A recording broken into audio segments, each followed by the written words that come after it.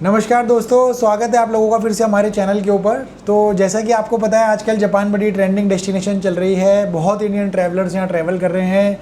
अभी इस समय चेरी ब्लॉसम का भी सीज़न आया हुआ है। अप्रैल और मई के बीच में आता है ये सीज़न, तो बहुत सुंदर लगता है जापान इस सीज़न के अंदर। तो इसीलिए मैं आप लोगों के साथ आज जुड़ा हूँ और आज मैं बात करने वाला हूँ जापान का टूरिज़्म या टूरिस्ट वीज़ा कैसे लगाया जाए, उसके लिए क्या क्या डॉक्यूमेंट्स आप लोगों को चाहिए, आपको फॉर्म कैसे भरना है, क्या क्या रिक्वायरमेंट्स होती हैं, फ़ोटो का क्या साइज़ है, फ़ीस क्या है, कितनी दिन लगते हैं वीज़ा आने में। तो आज हम इसके बारे में बात करने के लिए आए हैं। तो बिना किसी देरी के मैं आप लोगों को और समय नहीं खाऊंगा, मैं आपको सीधा लेकर आता हूँ अपनी स्क्रीन के ऊपर और आपको बताऊंगा कि कैसे वीज़ा अप्लाई करना है, क्या क्या डॉक्यूमेंट्स चाहिए और क्या करना है। तो आप देख सकते हैं हम अपनी स्क्रीन के ऊपर आ गए हैं और हमने क्रोम में खोल लिया है vfsglobal.com। तो सबसे पहले जब VFS ग्लोबल हम खोलते हैं तो ऐसी एक वेबसाइट आती है। इसके अंदर हमें डालना है कि हम कौन से देश से ट्रैवल कर रहे हैं। तो I am applying from India और मुझे जाना कहाँ पर है, मुझे जाना है जापान। तो ये सिलेक्ट करने के बाद हम ऑप्शन में जाते हैं take me to the website. अब आप देखेंगे यहाँ पर ऑप्शन आ गया apply for a visa, book an appointment, find a centre और प्रीमियम सर्विसेज। इनको छोड़ देते हैं। अभी हम जाते हैं अप्लाई फॉर अ वीज़ा के ऑप्शन में। ये देखिए, इसमें सबसे पहले ऑप्शन आ रहा है आइडेंटिफाई और वीज़ा टाइप। तो हम इसमें व्यू मोर पे जाते हैं और वीज़ा टाइप पे क्लिक करते हैं यहाँ पर। तो आप देखेंगे यहाँ आएगा वीज़ा इन्फॉर्मेशन।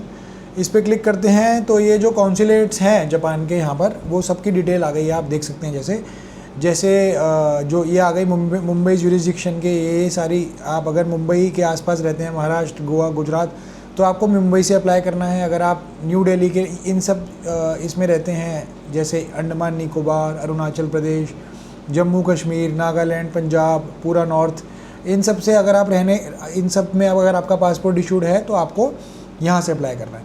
अगर आपका कोलकाता से इशूड है, कोलकाता एम्बेसी में आपको तब जाना है जब आपका बिहार, झारखंड, उड़ीसा, वेस्ट बंगाल से इशूड है।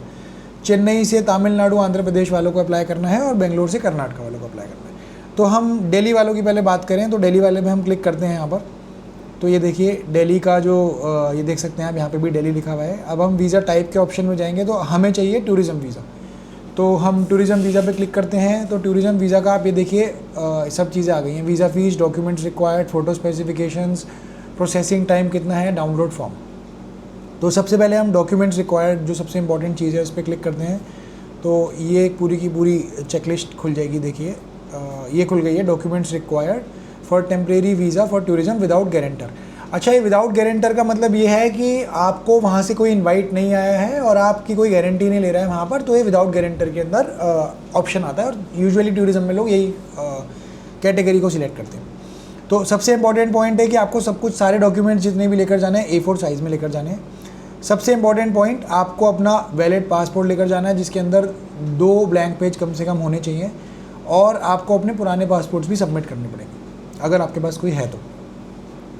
सेकेंडली, आपको अपने पासपोर्ट का बायो पेज का, मतलब जहाँ आपकी फ़ोटो लगी होती है, और लास्ट पेज जहाँ पर आपका एड्रेस होता है, इसकी एक फ़ोटोकॉपी लेकर जानी है। देन एक पूरा वीज़ा एप्लीकेशन फॉर्म हमें साइन करना है, जिस पे हम बाद में आएंगे, या पहले ही आ जाते हैं हम। वीज़ा एप्लीकेशन फॉर्म आपको दिखा देते हैं। आप क्या डाउनलोड फॉर्म के ऑप्शन में जाते हैं तो ये आ गया वीज़ा एप्लीकेशन फॉर्म। ये देखिए, वीज़ा एप्लीकेशन फॉर्म में कुछ भी नहीं है। यहाँ पर आपको अपनी फ़ोटो लगानी है, यहाँ पर आपको सरनेम भरना है as per the passport, given name भरना है as per the passport, date of birth भरनी है, आपका प्लेस ऑफ बर्थ कहाँ पर है, आप सिंगल हैं, मैरिड हैं, डाइवोर्स्ड हैं, वो सब यहाँ भरना है। अपना मेल फीमेल जो भी है उसको यहाँ टिक करना है। देन आपकी नेशनैलिटी में इंडियन आ जाएगा। आपकी कोई और नेशनैलिटी है तो आपको यहाँ क्लिक करना है। आईडी नंबर को आप खाली छोड़ सकते हैं। पासपोर्ट आपका ऑर्डिनरी है तो सेकंड नंबर वाला कॉलम सिलेक्ट करना है आपको। थर्ड नंबर वाला करना है। पहला डिप्लोमेटिक है, सेकंड ऑफिशियल है, थर्ड ऑर्डिनरी है। देन प्लेस ऑफ इशू आपका दिल्ली से है तो दिल्ली डालना है। डेट ऑफ इशू पासपोर्ट से देखकर डालना है। ऐसे ही इशूइंग अथॉरिटी में आप खाली छोड़ सकते हैं या फिर आप मिनिस्ट्री ऑफ एक्सटर्नल अफेयर्स या इंडिया डाल सकते हैं, कुछ भी। और डेट ऑफ एक्सपायरी अपने पासपोर्ट की जो एक्सपायरी दे रखी होगी उसके हिसाब से एंटर करनी है।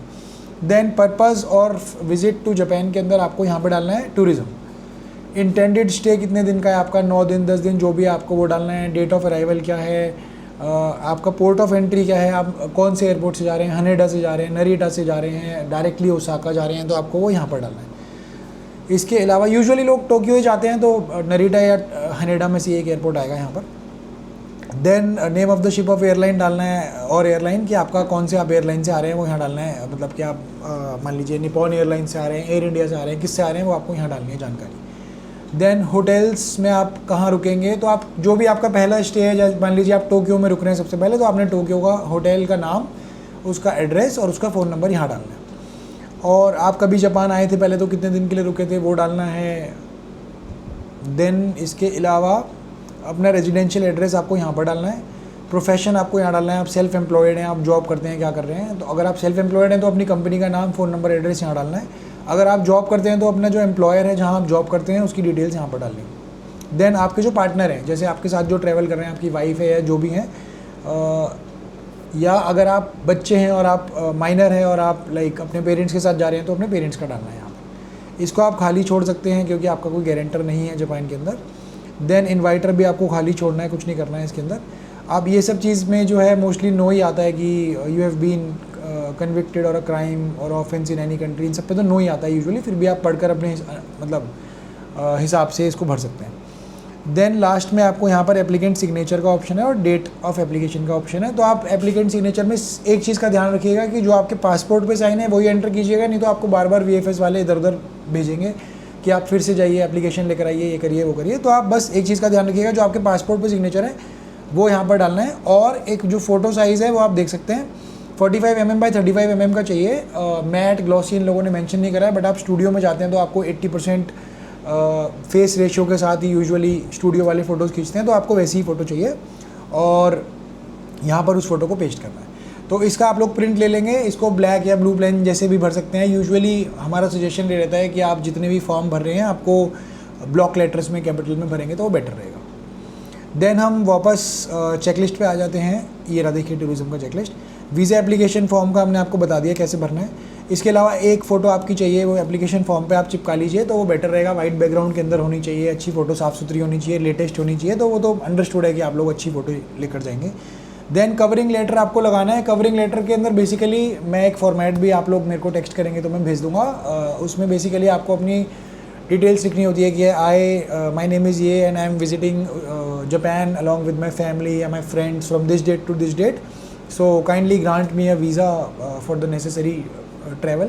और मैं टूरिज़्म मेरा पर्पज़ है, I am accompanying all these people along with me. उनका पासपोर्ट नंबर और नाम आप डाल सकते हैं नीचे, और लास्ट में उसी पे आपका योर्स थैंकफुली करके एक साइन होता है। मैं आप लोगों को भेज भी दूंगा, अगर आप मेरे को कनेक्ट करेंगे तो एक आप लोगों को कवर लेटर का फॉर्मेट भी भेज दूंगा।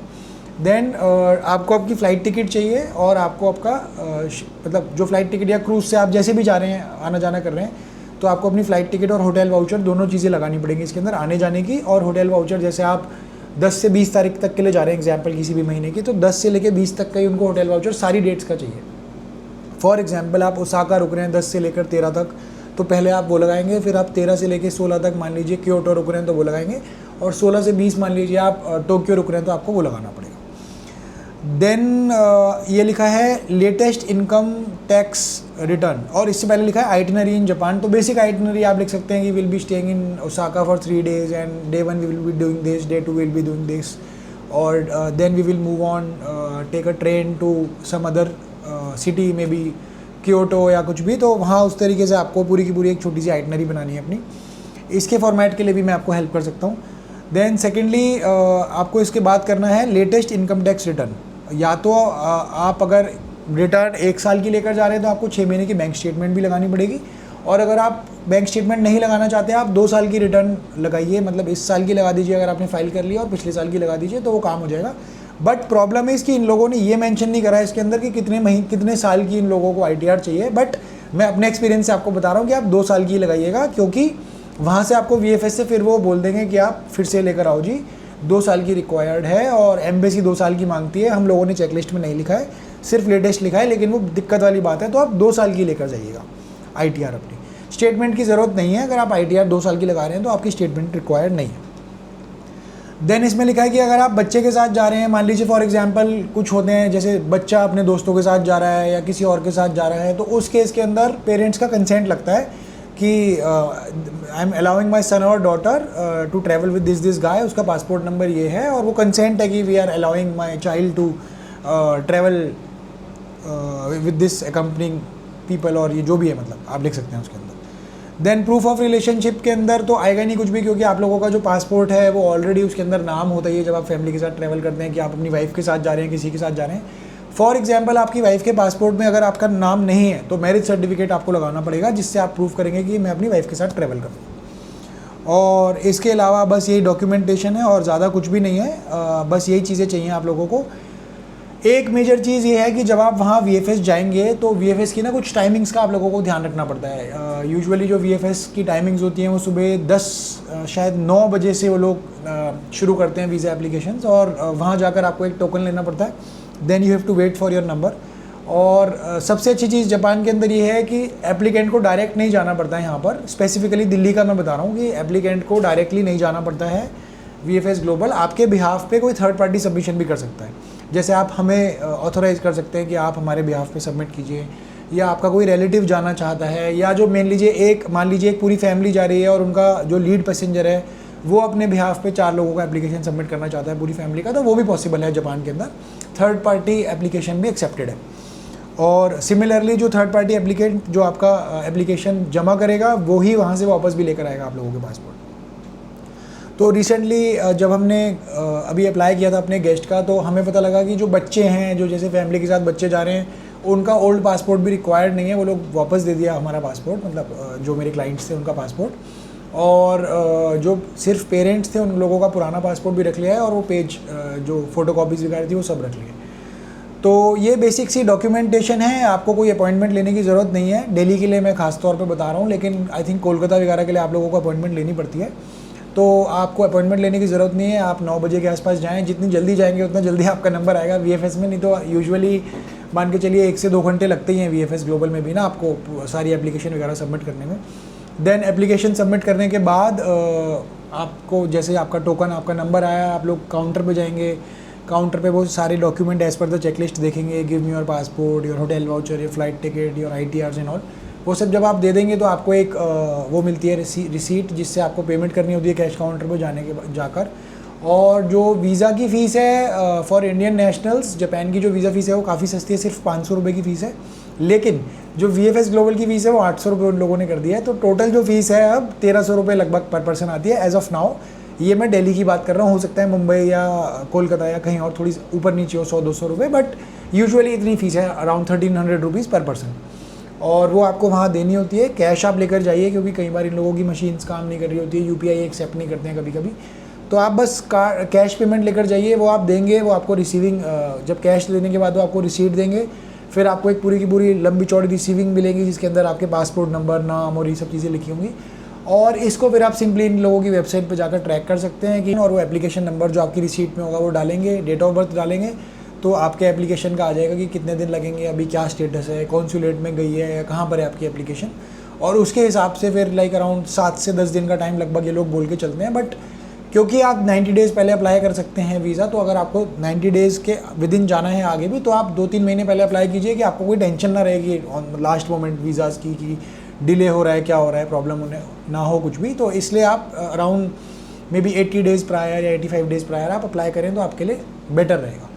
और वीज़ा के टेन्योर की बात करें कि आपको ये लोग कितने दिन का वीज़ा देते हैं, तो यूजुअली अगर आप 8-10 दिन की आइटनरी दिखाते हैं तो जापान का आपको यूजुअली वीज़ा कुछ 15 दिन का ही देते हैं ये लोग। लेकिन आप लॉन्ग टर्म वीज़ा अगर चाह रहे हैं तो लॉन्ग टर्म वीज़ा के लिए थोड़ी सी आपको बैंक स्टेटमेंट में अपना मोटा दिखाना पड़ेगा कि मोटा पैसा है आपके पास, तभी मतलब फाइनेंशियल स्टेटस अगर आप दिखाएंगे बहुत बेहतरीन है, तभी जाकर वो लोग आपको ये वाला वीज़ा देंगे, लॉन्ग टर्म वीज़ा।